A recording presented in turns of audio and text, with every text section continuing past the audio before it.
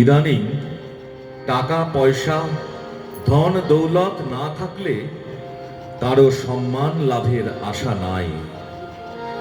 ধন সম্পত্তিতে মূর্খকেও পণ্ডিত বানায়। টাকা পয়সায় অসম্ভব সম্ভবপর হয়।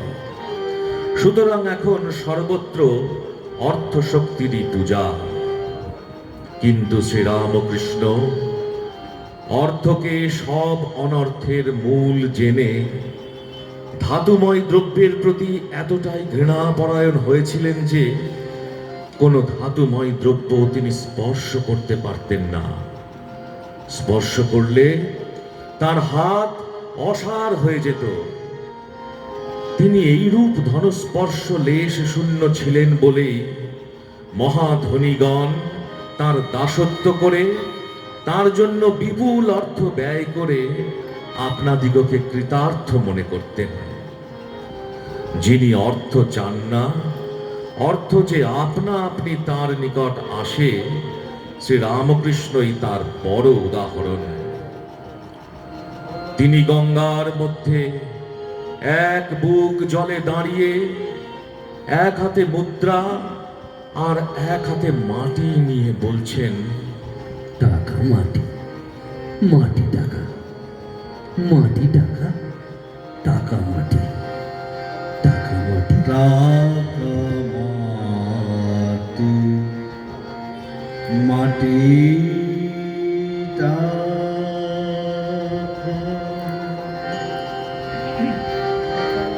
আজকে মন্ত্র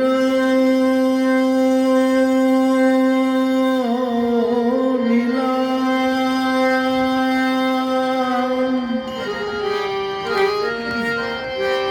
চা পাওয়া যা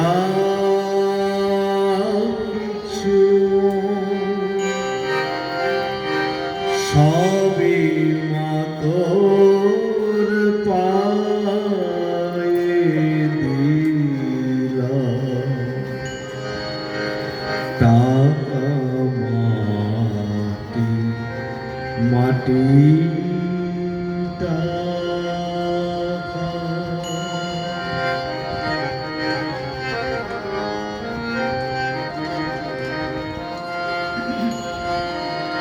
সারাদিন মা ঘুরে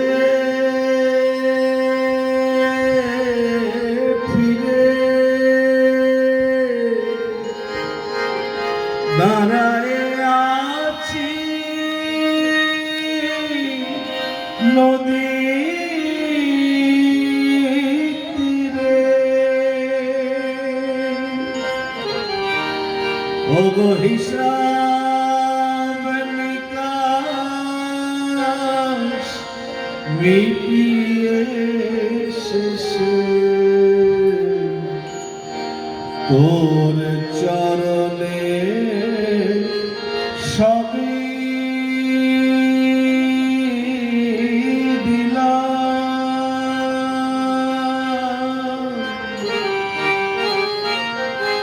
চা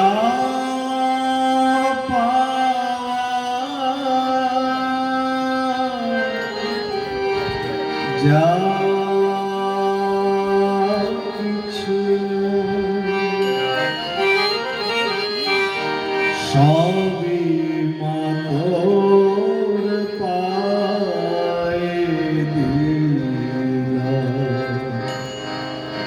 টাকা মাটি, মাটি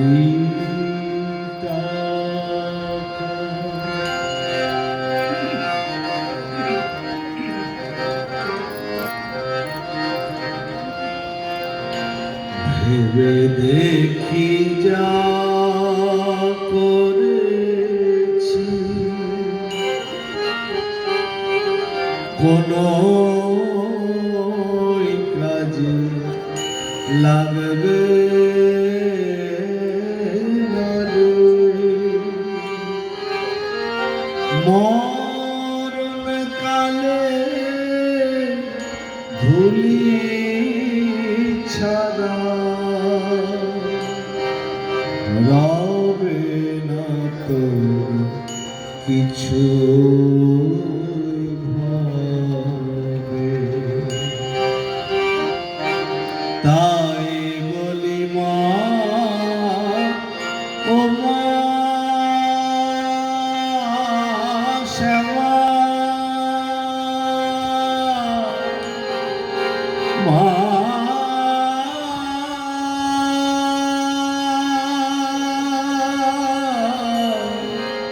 মা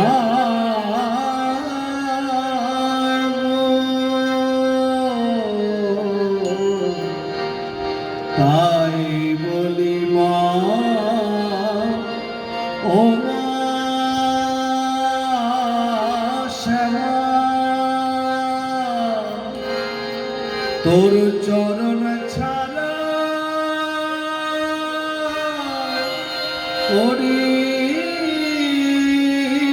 নে মা। ও গো অনেক দেখে অনেক শুনে তোর চরণে সার জানিলাম,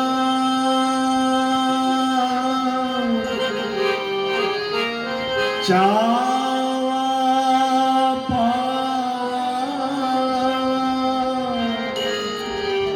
যা কিছু সবই মা তোর পায়ে দিলাম।